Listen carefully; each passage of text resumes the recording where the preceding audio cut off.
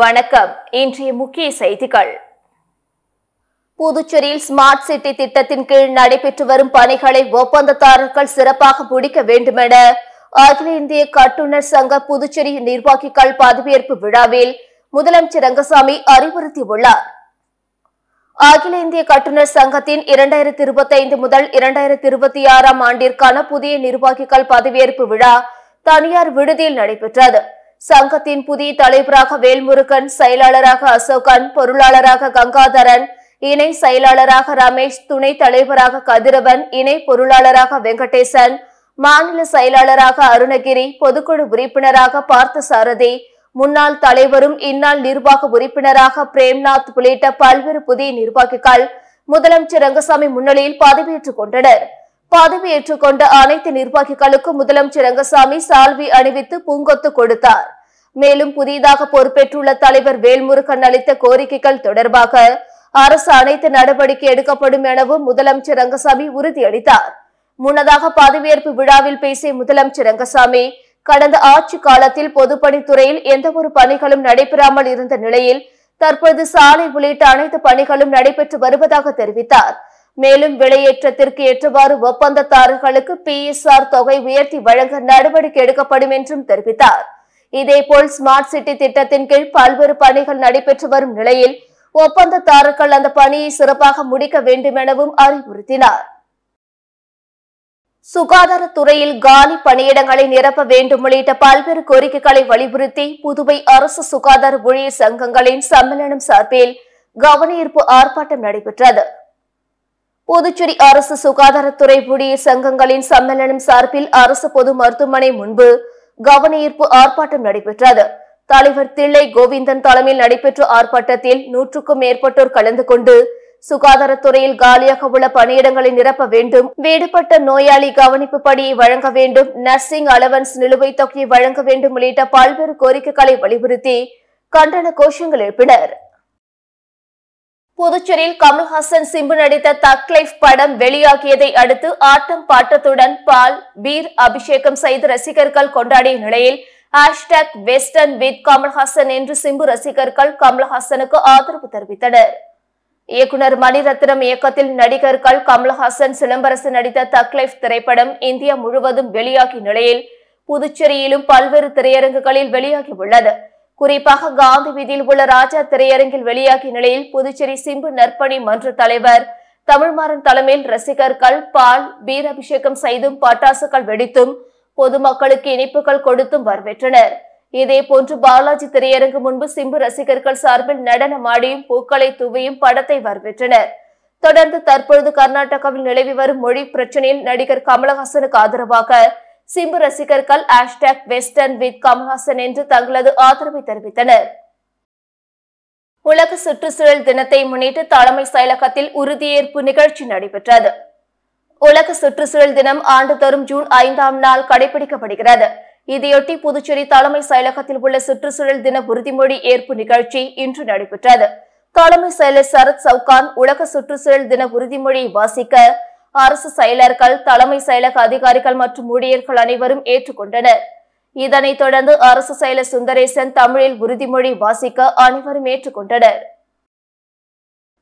கண்ணாப்பூர் பழமை வாய்ந்த பால விநாயகர் கோயில் கும்பாபிஷேக விழாவில் ஏராளமான பக்தர்கள் பங்கேற்று தரிசனம் செய்தனர். காரைக்கால் மாவட்டம் அம்பகரத்தூர் அருகே உள்ள கண்ணாப்பூர் பகுதியில் பழமை வாய்ந்த ஸ்ரீ பால விநாயகர், பூர்ணா புஷ்கலா சமேத மன்னாரப்ப ஐயனார், மகா மாரியம்மன் ஆலயங்களுக்கு கும்பாபிஷேகம் நடத்த திட்டமிடப்பட்டு கடந்த 6 மாதங்களாக கோவில் புனரமைப்பு பணிகள் நடைபெற்று வந்தது. கோயில் திருப்பணிகள் நிறைவுற்ற நிலையில் கடந்த 1ஆம் தேதி விக்னேஸ்வர பூஜையுடன் கும்பாபிஷேக விழா தொடங்கியது. இன்று காலை 4ஆம் கால யாகசாலை பூஜை நடைபெற்று மகா பூர்ணாகிதி நடைபெற்றது. அதனைத் தொடர்ந்து மகா தீபாரத்துடன் கட புறப்பாடு தொடங்கியது. புனித நீர் அடங்கிய கலசங்களை சிவாச்சாரியர்கள் சுமந்து கோவில் பிரகாரத்தை வலம் வந்து விமான கலசங்கள் மேல் ஊற்றி மகா கும்பாபிஷேகம் நடைபெற்றது. அதனைத் தொடர்ந்து கலசங்களுக்கு பட்டாடை உடுத்தி மகா தீபார்த்தனை காண்பிக்கப்பட்டது. இந்த நிகழ்ச்சியில் ஏராளமான பக்தர்கள் கலந்து கொண்டு சுவாமி தரிசனம் செய்தனர். நிகழ்ச்சி ஏற்பாடுகளை ஆலோசனை குழுவினர், திருப்பணி குழுவினர், கிராம பஞ்சாயத்தார்கள் சிறப்பாக செய்திருந்தனர். கும்பாபிஷேகத்தில் தொகுதியின் சட்டமன்ற உறுப்பினர் PR சிவா, GNS ராஜசேகரன் ஆகியோர் கலந்து கொண்டனர். காரைக்காலில் புகழ்பெற்ற கைலாசநாதர் கோயில் கும்பாபிஷேக விழாவில் ஏராளமான பக்தர்கள் பங்கேற்று சாமி தரிசனம் செய்தனர். காரைக்கால் மாவட்டத்தில் புகழ்பெற்ற ஸ்ரீ சுந்தராம்பிகை சமேத கைலாசநாதர் ஆலயத்திற்கு கும்பாபிஷேகம் நடத்த திட்டமிடப்பட்டு கடந்த 8 மாதங்களாக கோவில் புனரமைப்பு பணிகள் நடைபெற்று வந்தது. கோயில் திருப்பணிகள் நினைவூட்டும் நிலையில் கடந்த 28ஆம் தேதி விக்னேஸ்வர பூஜையுடன் கும்பாபிஷேக விழா தொடங்கியது. இன்று காலை 4 மணிக்கு 6ஆம் கால யாக பூஜை நடைபெற்று மகா பூர்ணாகிதி நடைபெற்றது. அதனைத் தொடர்ந்து மகா தீபார்த்தனையுடன் கட புறப்பாடு தொடங்கியது. புனித நீர் அடங்கிய கலசங்களை சிவாச்சாரியர்கள் சுமந்து கோவில் பிரகாரத்தை வலம் வந்து ராஜகோபுரம் உள்ளிட்ட விமான கலசங்கள் மேல் ஊற்றி மகா கும்பாபிஷேகம் நடைபெற்றது. அதனைத் தொடர்ந்து கலசங்களுக்கு பட்டாடை உடுத்தி மகா தீபார்த்தனை காண்பிக்கப்பட்டது. இந்த நிகழ்ச்சியில் சபாநாயகர் செல்வம், புதுச்சேரி அமைச்சர் திருமுருகன் உள்ளிட்ட ஏராளமான பக்தர்கள் கலந்து கொண்டு ஸ்ரீ கைலாசநாதரை வழிபட்டனர். நிகழ்ச்சி ஏற்பாடுகளை கோவில் நிர்வாகம் மற்றும் கும்பாபிஷேக விழா குழுவினர் சிறப்பாக செய்திருந்தனர். கும்பாபிஷேகத்தையொட்டி மாவட்ட காவல் கண்காணிப்பாளர் தலைமையில் 200க்கும் மேற்பட்ட போலீசார் பாதுகாப்பு பணியில் ஈடுபடுத்தப்பட்டிருந்தனர். 18 ஆண்டுகளுக்கு பிறகு நடைபெறும் புகழ்பெற்ற ஸ்ரீ கைலாசநாதர் ஆலய கும்பாபிஷேகத்தை ஒட்டி இன்று உள்ளூர் விடுமுறை அளிக்கப்பட்டுள்ளது. காரைக்கால் நீதிமன்றத்தில் பாதுகாப்பு பெட்டகத்தில் வைக்கப்பட்டிருந்த பல்வேறு வழக்கு சம்பந்தப்பட்ட நகைகள் காணாமல் போனது குறித்து லஞ்ச ஒழிப்பு போலீசார் விசாரணை நடத்தி வருகின்றனர். காரைக்கால் நீதிமன்றத்தில் பல்வேறு வழக்குகளில் சம்பந்தப்பட்ட தங்கம், வெள்ளி உள்ளிட்ட பொருட்கள் பாதுகாப்பாக ஒரு பெட்டகத்தில் வைக்கப்பட்டிருந்தன. இதனை பராமரிக்கும் பொறுப்பு ஹெட் ரெஸ்தார் குணசேகரன் வசம் இருந்தது. இந்நிலையில் குணசேகரன் அந்த பொறுப்பிலிருந்து அண்மையில் விடுவிக்கப்பட்டு பணியிட மாறுதல் செய்யப்பட்டார். ஆனால் அவர் நிர்வகித்து வந்த அந்த பாதுகாப்பு பெட்டகத்தின் சாவியை நீதிமன்றத்தில் ஒப்படைக்காமல் இருந்து வந்தார். இதையடுத்து நீதிமன்ற நிர்வாகம் அந்த பெட்டகத்தை திறந்து ஆய்வு செய்த போது அதிலிருந்த தங்கம், வெள்ளி உள்ளிட்ட பொருட்கள் மாயமாகி இருந்தன. இது தொடர்பாக நீதிமன்ற ஊழியர் சங்கர் வடிவேலு நீதிமன்ற நிர்வாகம் சார்பில் புதுச்சேரி லஞ்ச ஒழிப்பு போலீசில் புகார் அளித்தார். அதன் பேரில் இன்ஸ்பெக்டர் தனசேகர் வழக்கு பதிவு செய்து விசாரித்து வருகிறார். விசாரணைக்கு பிறகு எவ்வளவு நகைகள் கையாடல் செய்யப்பட்டுள்ளது, இதில் யார் யாருக்கு தொடர்பு உள்ளது என தெரிய வரும். விழுப்புரம் மாவட்டம் திண்டிவனம் அருகே உள்ள தைலாபுரம் தோட்டத்தில் பாமக நிறுவனர் டாக்டர் ராமதாஸ் இன்று பாட்டாளி மக்கள் கட்சியின் கடலூர் மேற்கு மாவட்ட இளைஞரணி சங்க தலைவராக சலீம் என்பவரை நியமனம் செய்ததை அடுத்து அவருக்கு கட்சி நிர்வாகிகள் உற்சாக வரவேற்பு அளித்தனர். விழுப்புரம் மாவட்டம் திண்டிவனம் அருகே உள்ள தைலாபுரம் தோட்டத்தில் பாட்டாளி மக்கள் கட்சியின் நிறுவனர் மற்றும் தலைவர் ராமதாஸ் இன்று 5வது நாளாக மாவட்ட செயலாளர்கள் மற்றும் மாவட்ட தலைவர்களை நியமனம் செய்து வருகிறார். இந்த நிலையில் இன்று பாட்டாளி மக்கள் கட்சியின் கடலூர் மேற்கு மாவட்ட இளைஞரணி சங்க தலைவராக சலீம் என்பவரை நியமனம் செய்துள்ளார். அவருக்கு அப்பகுதியை சேர்ந்த பாட்டாளி மக்கள் கட்சி நிர்வாகிகள் உற்சாக வரவேற்பு அளித்தனர்.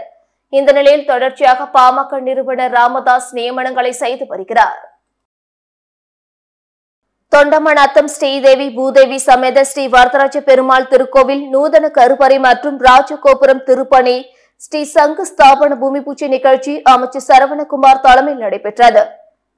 புதுச்சேரி மாநிலம் விளையனூர் கொம்யூன் தொண்டமநத்தம் கிராமத்தில் எழுந்தருளி இருக்கும் ஸ்ரீதேவி பூதேவி சமேதராய் அருள்பாலிக்கும் ஸ்ரீ வரதராஜ பெருமாள் திருக்கோவிலில் தற்பொழுது நூதன கருவறை, 5 நிலை ராஜகோபுரம், ஸ்ரீ தாயார் சன்னதி, ஸ்ரீ ஆண்டாள் சன்னதி, ஸ்ரீ சக்கர தாழ்வார் சன்னதி மற்றும் ஸ்ரீ அனுமன் சன்னதி திருப்பணிகள் செய்ய பாஞ்சராத்திர ஆகம சாஸ்திர நியமப்படி நிர்மாணிக்க எம்பெருமான் திருவுள்ள நியமப்படி சங்கல்பமாகி உள்ளது. அதன் பொருட்டு திருப்பணிக்கான ஸ்ரீ சங்கு ஸ்தாபன பூமி பூஜை நிகழ்ச்சி வெகு சிறப்பான முறையில் நடைபெற்றது.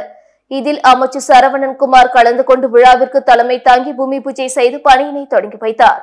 மேலும் அமைச்சர் நமச்சிவாயம் கலந்து கொண்டு சுவாமி தரிசனம் செய்தார். தொடர்ந்து ஆலயத்தில் அமைச்சர்களுக்கு முதல் மரியாதை செய்யப்பட்டது. இதில் பக்தர்கள், ஆலய நிர்வாகத்தினர் திரளாக கலந்து கொண்டு விழாவினை சிறப்பித்து சுவாமி தரிசனம் செய்தனர். நிகழ்ச்சிக்கான ஏற்பாட்டினை நிர்வாக அதிகாரி, திருப்பணி குழு மற்றும் தொண்டமநத்தம் கிராம பொதுமக்கள் வெகு சிறப்பான முறையில் செய்திருந்தனர்.